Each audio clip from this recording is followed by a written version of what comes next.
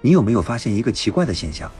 世界上的国家可以为了资源、领土，甚至一座小岛争得不可开交，可面对面积比整个欧洲还大的南极大陆，他们却出奇的一致。为什么？南极是地球上最后一片真正不属于任何国家的大陆，这片面积相当于整个欧洲 1.5 倍的冰封世界，被厚达数公里的冰层覆盖，冬季气温低至-80°C以下，半年见不到太阳。这里没有城市，没有公路，没有永久居民，只有冰雪、岩石、死一般的寂静，以及零星分布在海岸线上的科考站，像白色地图上的几个小点。按照官方定义，南极属于科学，也属于和平。1959年，12个国家共同签署了南极条约，规定这片大陆不得用于军事目的，不得进行矿产开采，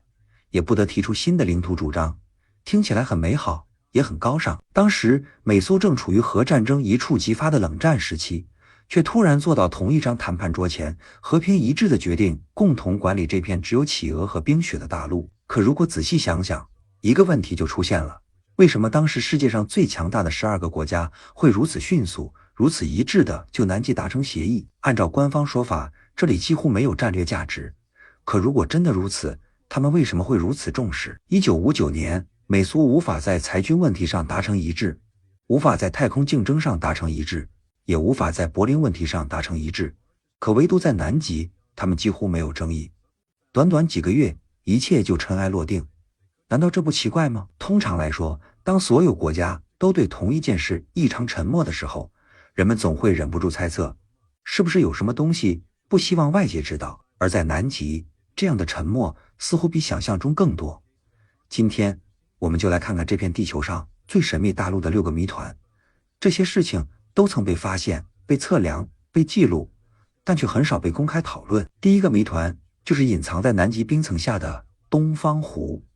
在南极冰层下约4公里深处，沉睡着一个巨大的淡水湖，它长约250公里，宽约50公里，面积甚至超过了欧洲最大的湖泊之一。更不可思议的是，它已经与外界彻底隔绝了至少1500万年。1500万年前，当这座湖泊最后一次见到阳光时，地球上还没有人类，甚至连类人猿都还没有出现，整个世界都与今天截然不同。早在上世纪，苏联科学家就在东方站附近通过机载雷达发现了冰层下存在异常结构，直到后来，卫星雷达探测终于确认，在厚厚冰盖之下真的隐藏着一片巨大的湖泊。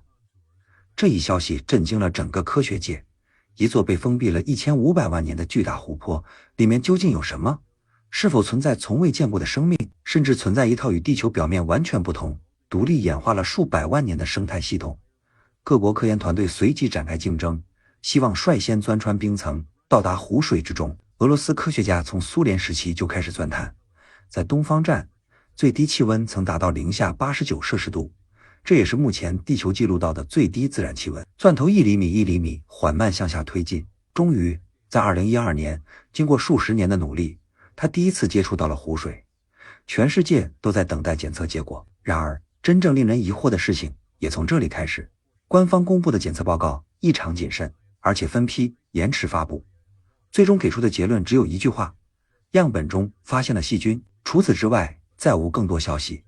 没有惊人的发现，没有新的生命形式，仿佛一切都只是普通微生物。但一些接近项目的人却讲述了另一种说法。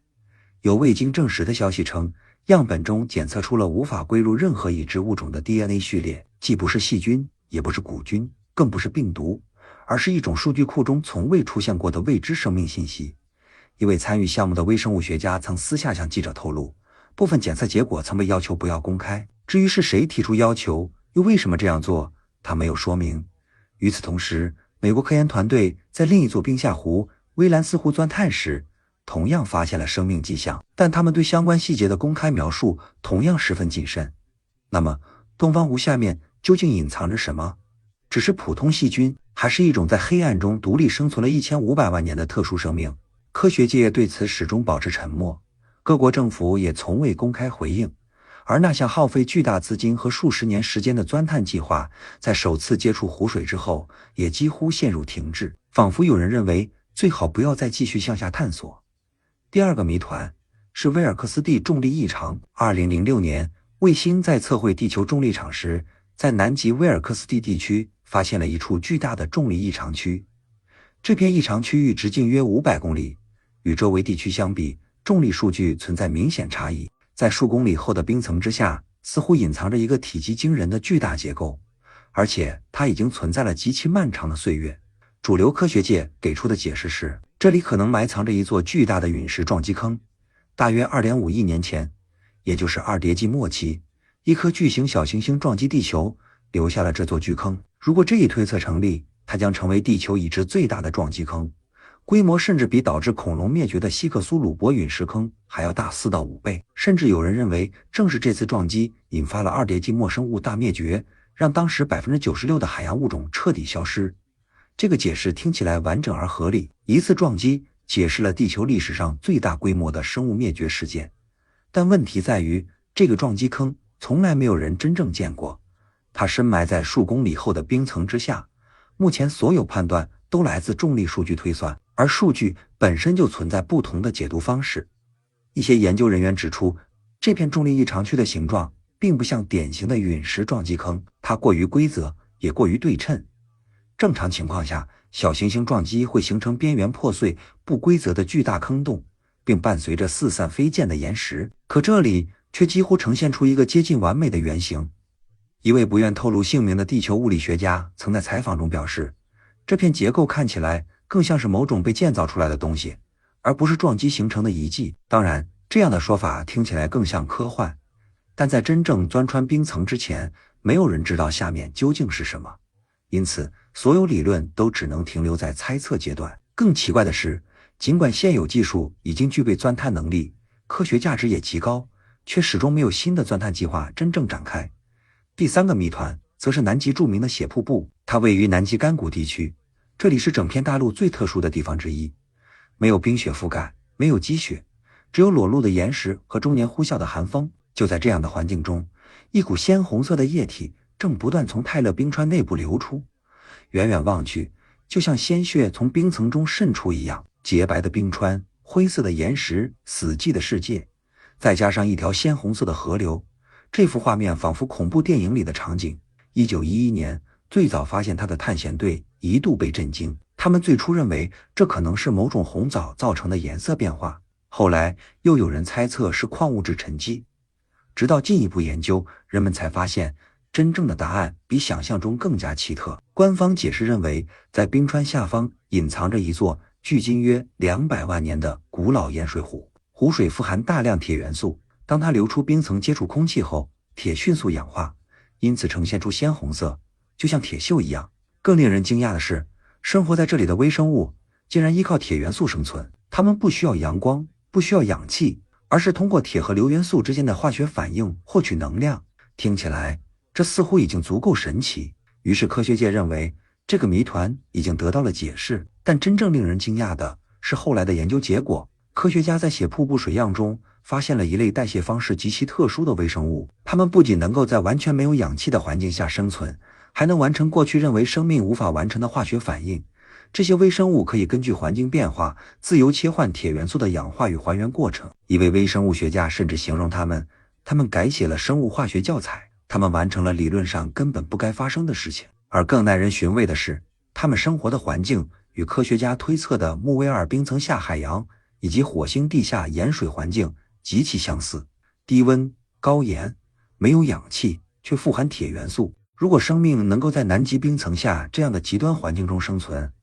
那么它为什么不能存在于其他星球？这并不是天马行空的幻想，而是建立在真实观测数据上的类比推测。一些研究人员认为，这也正是南极血瀑布备受关注的原因。它吸引的不只是生物学家，还有航天领域和其他科研机构的长期关注。也有人猜测，部分研究数据迟迟没有完全公开，正是因为一旦证实冰下海洋孕育生命几乎是一种必然现象，那么它带来的影响将远远超出科学本身。它或许会重新定义人类对生命起源、宗教信仰甚至文明认知的理解。当然，这些都只是部分观点和推测，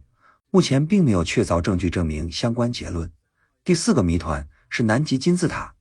2016年，一组卫星图片在网络上迅速传播。照片显示，在南极冰层覆盖的群山之间，有几座突出的山峰，外形酷似金字塔，4个棱面尖锐的顶部以及近乎对称的轮廓，让无数网友感到震惊。这些影像拍摄于阿尔斯沃斯山脉，很快就在全球引发热议。无数人放大图片，测量角度，并将它们与埃及吉萨金字塔进行对比，两者在外观上的相似程度令人印象深刻。面对外界猜测，地质学家很快给出了官方解释。他们表示，这些所谓的南极金字塔其实只是冰盖中露出的角峰。所谓角峰，是冰川长期侵蚀山体后形成的尖锐山峰，风蚀、冰蚀以及温度变化共同作用，经过数百万年的塑造，最终形成了近似金字塔的外形。世界上许多高山都有类似地貌，例如阿尔卑斯山著名的马特洪峰也同样呈现金字塔般的轮廓。主流科学界给出解释后，这个话题似乎就此画上了句号。任何继续讨论南极金字塔的人也很容易被贴上阴谋论的标签，但并非所有人都接受这样的解释。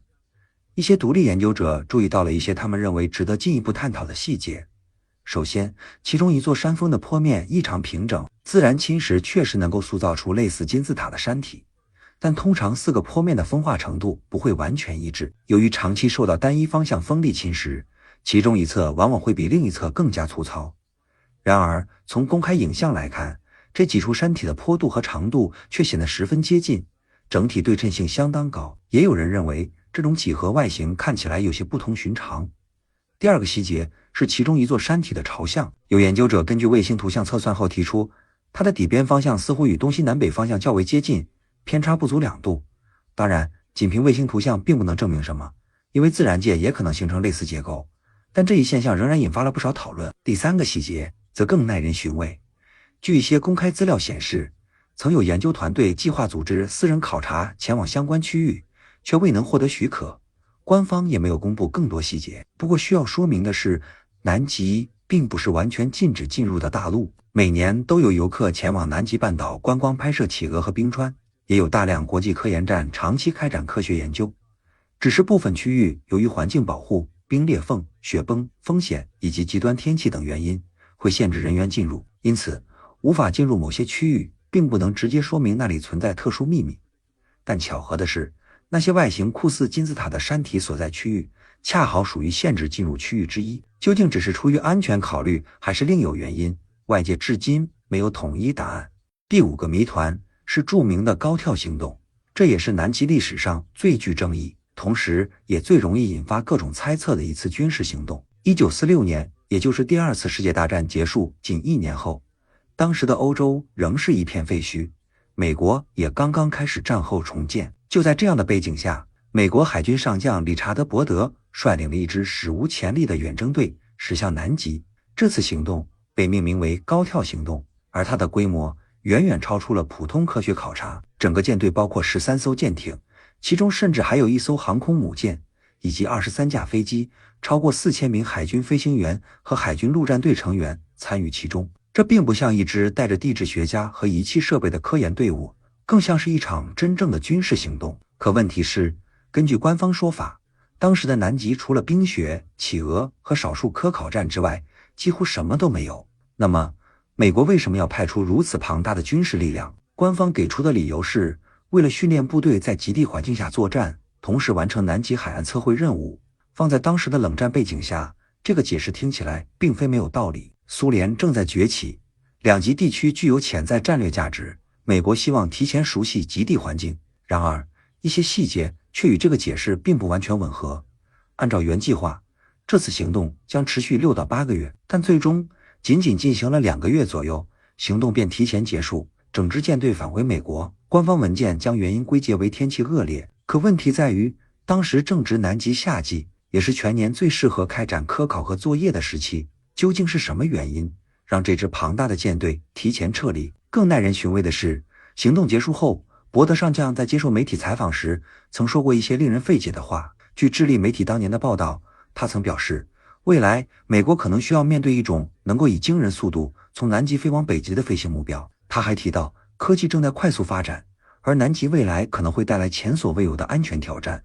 对于一位刚结束南极考察的海军上将来说，这样的表述显得颇为耐人寻味。当然，也有观点认为，这些说法可能只是针对未来航空技术发展的推测，并没有更多含义。那么，他究竟看到了什么？又为什么会说出这些话？直到今天，这些问题依然没有明确答案。还有一个经常被忽略的细节，在高跳行动期间，数架飞机以及至少一架直升机发生事故，部分人员遇难。官方解释认为这是极端天气导致的意外事故，但后来也有个别参与者回忆称，当时事故发生的经过与官方记录存在一些差异。由于相关资料有限，这些说法始终无法得到证实。与此同时，高跳行动的大量档案至今仍未完全公开，虽然部分文件已经解密，但仍有不少内容经过删减处理，部分页面至今保持保密状态。美国官方表示，这只是军方档案的正常保密程序，并不存在特殊情况。也许确实如此，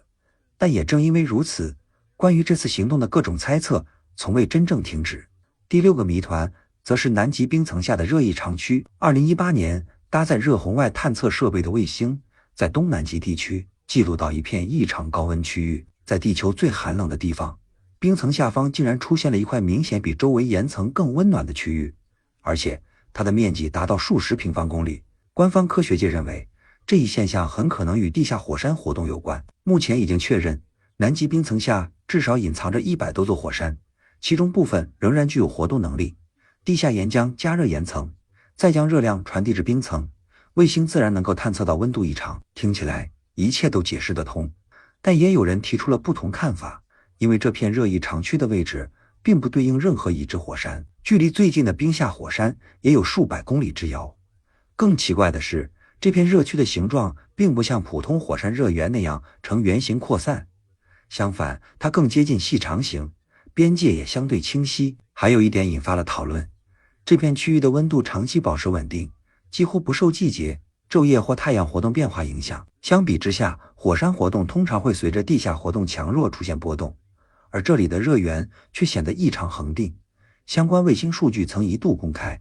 但没过多久，部分高分辨率图像便从数据库中消失。后来虽然重新上线，却变成了分辨率较低的版本，许多细节已经无法辨认。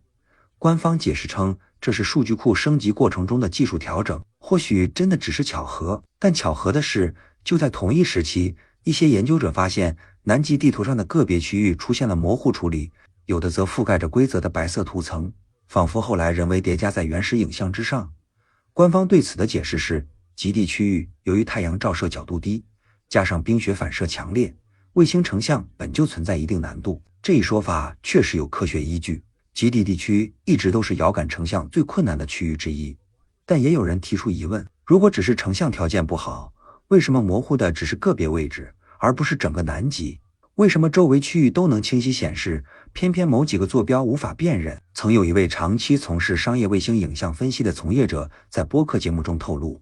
卫星影像公开前，部分特殊坐标会按照规定进行处理。据他介绍，这类坐标通常涉及军事设施、敏感基地等区域，其中也包括南极的部分地点。不过，由于签署过保密协议，他并未公开具体坐标位置。当然，这一说法目前无法独立证实，但也让外界产生了更多猜测。在这片官方宣称没有永久居民、没有军事基地，只有冰雪与企鹅的大陆上，如果真的存在需要特殊处理的区域，那么原因究竟是什么？对此，人们提出了各种不同的解释。有人认为，那可能是冷战时期遗留下来的秘密设施；有人猜测，那里隐藏着未来战略资源，例如石油、天然气或稀有矿产。也有人提出了更多富有想象力的推测。不过，这些观点目前都缺乏可靠证据支持。真正值得思考的，并不是某一个谜团本身，而是当这些事件放在一起时，所形成的一种奇妙巧合。一座被冰封了1500万年的地下湖泊，在首次采样之后，公开信息变得十分有限。一处面积巨大的重力异常区，至今没有深入钻探验证。一种生活在血瀑布中的特殊微生物，刷新了人们对极端生命的认知。几座外形酷似金字塔的山峰持续引发外界讨论。一次规模空前的军事远征提前结束，并留下许多至今仍未完全公开的细节。还有那片异常热区，以及一度难以获取高清影像的区域。单独来看，每一件事儿都可以找到合理解释。地下湖只是普通冰下湖泊，重力异常可能只是古老陨石坑，金字塔状山峰只是冰川侵蚀形成的角峰。博德将军的言论也可能只是个人观点。热异常区或许只是地下火山活动，地图影像变化也可能只是技术调整。每一个解释都符合现有科学认知，但当所有这些故事同时出现在同一片大陆，人们难免会产生更多好奇。南极是地球上唯一没有永久居民的大陆，也是唯一由国际条约共同管理，而不属于任何单一国家的大陆。这里有太多尚未揭开的谜团，而在厚达数公里的冰层之下，究竟还埋藏着什么？也许只有等冰雪继续消融，人类的探索继续深入，这些问题才会逐渐得到答案。在那之前，他们仍将静静沉睡在极寒、黑暗与寂静之中。